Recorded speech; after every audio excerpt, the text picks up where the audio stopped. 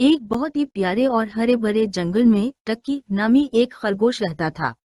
टक्की अपने नाम की तरह बहुत ही हंसमुख और जिंदा दिल था।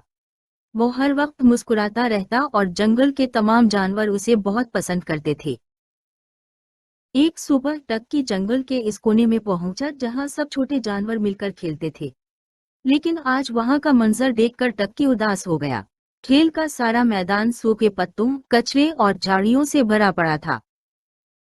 वह टक्की की दोस्त पेकू गिलहरी एक बेंच पर उदास बैठी थी। इसने कहा, टक्की, देखो ये जगह कितनी गंदी हो गई है। अब हम यहाँ कैसे खेलेंगे? टक्की ने उसे तसल्ली दी और कुछ सोचने लगा। टक्की ने इरादा कर लिया कि वो उस मैदान को साफ करेगा।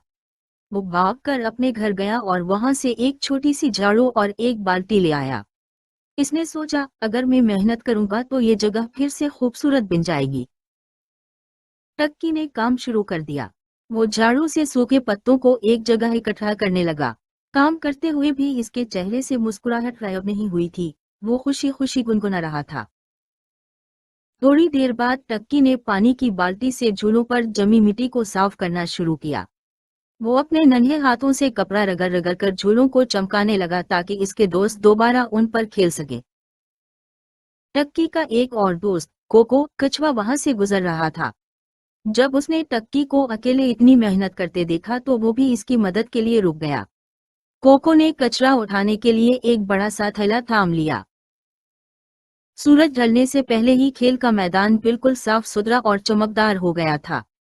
अब वहां ना तो सूखे पत्ते थे और न ही कोई कचरा।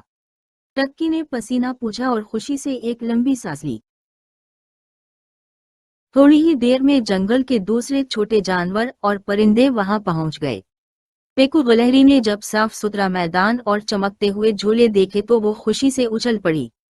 सब बच्चे हंसते खेलते हुए झूलों की तरफ भागे। टक्की ने जब अपने तमाम दोस्तों को खेलता और हंसता हुआ देखा तो उसे दिली सुकून मिला। इसे समझ आ गया कि अपनी मेहनत से दूसरों के चेहरों पर मुस्कुराहट लाना ही दुनिया की सबसे बड़ी खुशी है।